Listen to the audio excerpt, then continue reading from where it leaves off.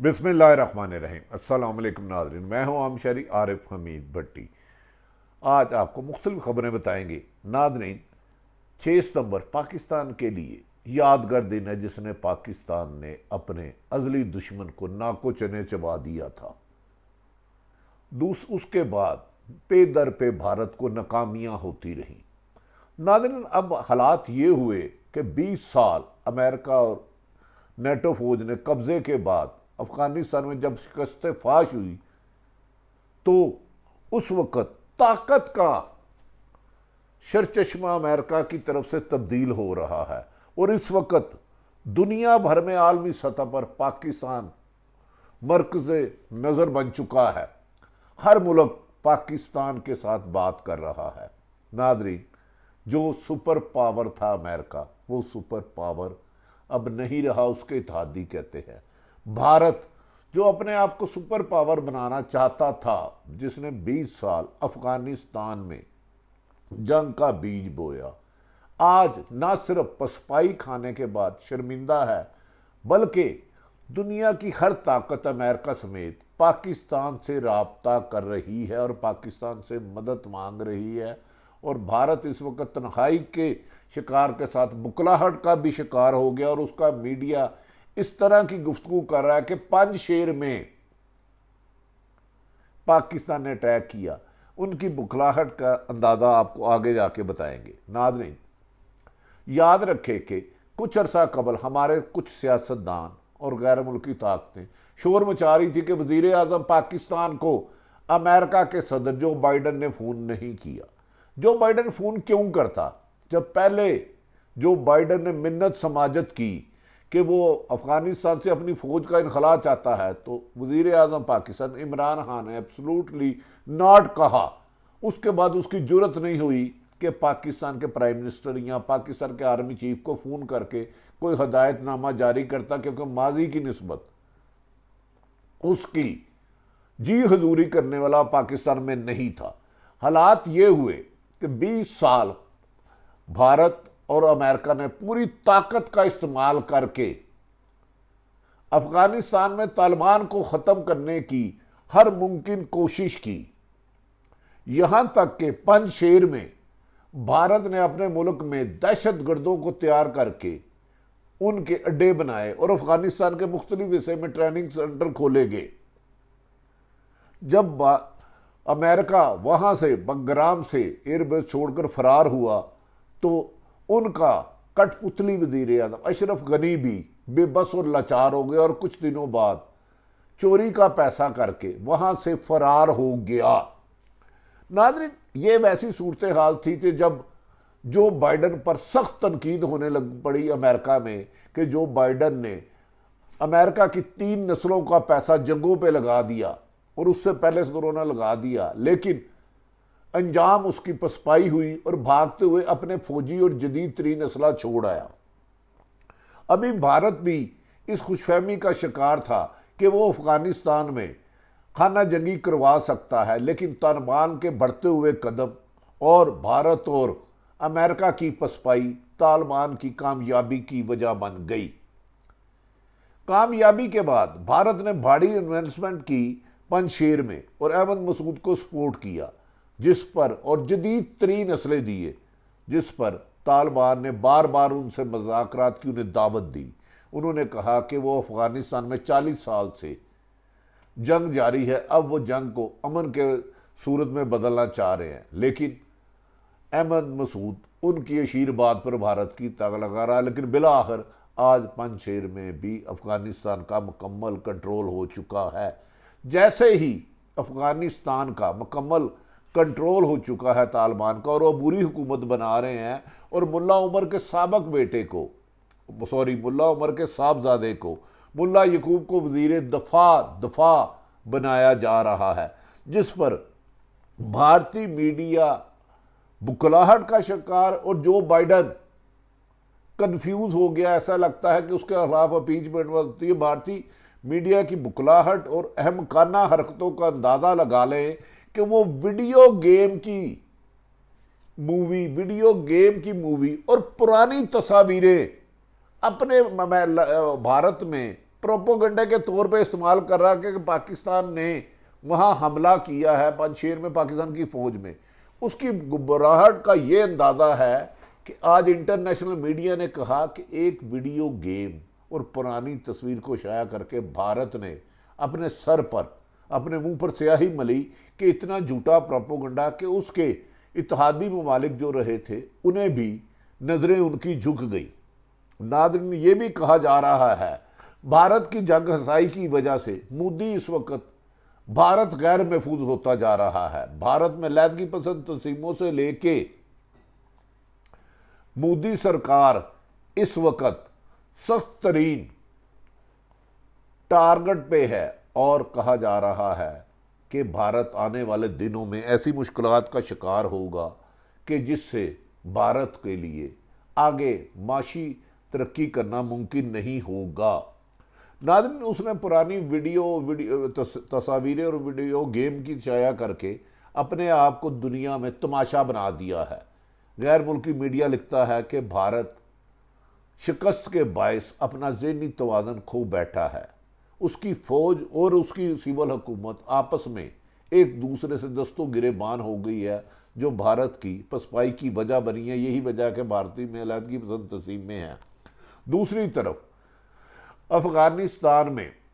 بہت دیر بعد صحیح کافی غور و شور کر کے تمام سٹیک ہولڈروں کو ملا کر افغانستان میں اب افغان عبوری حکومت بنائی جا رہی ہے جس کی حلف برداری بڑی اہم طریقے سے کی جا رہی ہے، جس کے لیے 6 مختلف ممالکوں کو دعوت دے دی گئی ہے جس میں پاکستان بھی ہے اور چین بھی ہے. انہوں نے کہا کہ وہ پاکستان دنیا کو بتانا چاہتے ہیں کہ بھارت میں امریکہ فوج اور نیٹو فوج کے انخلاء کے بعد کس طرح پرامن لوگ زندگی گزارے اور پوری دنیا کے لوگ آ کر دیکھیں. اس موقع پر ناظرین جرمنی نے بھی افغانستان کے ساتھ بہتر تعلقات کی خواہش کا اظہار کیا ہے اور بھارت صرف تنہا رہتا جا رہا. بھارت کے علاوہ ہر ملک ایون کہ برطانیہ اور دیگر ممالک ماں سوائے چند 2-3 فرانس ٹائپ کے لوگ ہر ملک افغانستان میں امن کو ترجیح دے رہا ہے اور پاکستان کی تعریف کر رہا ہے. یہ بھی کہا جا رہا سمیع اللہ مجاہد نے پاکستان کے DGISI کو یقین دہانی کرائی ہے کہ پاکستان کے تمام خدشات دور کیے جائیں گے کیونکہ داسو اور گوادر میں حملے کے ایویڈنس ملے ہیں کہ بھارت نے کروایا ہے لیکن اس کی افغانستان کی سرزمین ہوئی ہے. اب طالبان کا امتحان ہے کہ اپنی سرزمین سے دہشت گردوں کو ان کی قبر بنا دے. ناظرین پوری دنیا خصوصاً ہمارے کچھ سیاستدان اور پاکستان کو تنہائی کا کہہ رہے تھے کہ پاکستان سفارتی سطح پر تنہا رہ گیا ہے. نظام قدرت دیکھے ایک طرف 6 ستمبر آیا جب بھارت کی پٹائی کا دن تھا 1965. اس موقع پر پاکستان سے دنیا کا کوئی ایسا ملک نہیں جس کی عسکری قیادت اور سول حکومت نے پاکستان سے بارہا درجنوں دفعہ ایک دن میں رابطے کیے. اس میں ناظرین جرمنی، روس، چین، برطانیہ، اٹلی، سعودی عرب، UAE اور دیگر دنیا کے تمام سپر پاوروں نے پاکستان کو ایون کہ اقوام متحدہ کے سیکرٹری جنرل سعودی عرب UAE نے پاکستان کو وزیر اعظم کو فون کیے لیکن وزیر اعظم نے ہر ایک کو یہی کہا کہ ہم نے پاکستان کے مفاد میں کام ایئر بیس نہیں امریکہ کو دی تھی اور نہ دیں گے، لیکن ہم اپنی زمین کو کسی بھی دشمن ملک کا غلام نہیں بنائیں گے. ہماری حکومت کسی غلام نہیں بنے گی، نہ ہی کسی جنگ کا حصہ ہوگے. جس پر تمام ممالک نے پاکستان کا شکریہ ادا کیا. UAE، سعودی عرب، روس اور چین نے پاکستان میں بھاری انویسٹمنٹ کا دیا جس سے بھارت کے میڈیا اور تڑپ اٹھا. یہ بھی کہا جا رہا ہے کہ بھارت تنہائی کے شکار ہونے کی وجہ سے اب اپنے دوست ممالک امریکہ سے شکوے کرتا ہے تو جو بائیڈن جو خود پسپائی کا شکار ہے خود ان کے لیے ناکامی بن گئی ہے اور وہ سوچ رہے ہیں اب وہ جنگ کی بجائے اپنے ملک پہ چڑھے ہوئے قرضوں کو اتارے. ناظرین 20 سال بھاری انویسٹمنٹ کرنے والا بھارت اب اکیلا تنہا رہ گیا ہے. پوری دنیا کی نظریں اس میں برطانیہ، امریکہ، جرمنی، اٹلی، قطر، سعودی عرب، یو اے ای،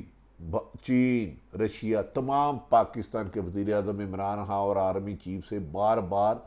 متعدد بار درجنوں بار رابطے کر چکے ہیں، اور پاکستان کا اس ریجن میں امن کی کریڈٹ سارا وزیر اعظم پاکستان اور پاکستان کی حکومت کو دے رہے ہیں، جبکہ جو بائیڈن بھی اس وقت مشکلات کا شکار ہیں۔ ناظرین، طالبان نے ایک اہم بات کی ہے کہ افغانستان کے لوگوں کے لیے مرضی سے حکومت بنائی جائے گی اور مرضی کے مطابق چلائی جائے گی، جبکہ وزیر اعظم پاکستان نے تمام ممالک جنہوں نے ان سے رابطے کیے، سپر پاوروں نے انہیں کہا کہ افغانستان کے لوگوں کو مل کر ان کے لیے بہتر اقدامات کرنے ہوں گے تاکہ یہ ریجن امن کی طرف گامزن ہو سکے۔ اس خطے میں بہتری لانے کے لیے افغانستان کو ترقی یافتہ ممالک بنانا ہوگا، کیونکہ ماضی میں جو سپر طاقتیں افغانستان میں جنگ چھیڑ کے 40 سال پوری دنیا کو جنگ کی لپیٹ میں رکھے تھے، وہ ناکام ہو سکے۔ اب امریکہ نے بھی احساس کر لیا کہ اب وہ مزید دیگر ممالک میں، چاہے وہ عراق ہو، شام ہو، افغانستان اور دیگر ممالکوں میں جنگیں کے ذریعے قبضہ کرنے کی بجائے اپنی پالیسیوں کو ری وزٹ کرے گا۔ ناظرین، آج 6 ستمبر کو 4 مختلف ممالک کے اہم سربراہوں نے، سعودی عرب، قطر، ترکی اور دیگر نے پاکستان سے رابطے کر کے یہ ثابت کر دیا کہ پاکستان تنہا نہیں۔ ایسے موقع پر بھارت میں کسی غیر ملکی وزیر خارجہ، وزیر اور سول یا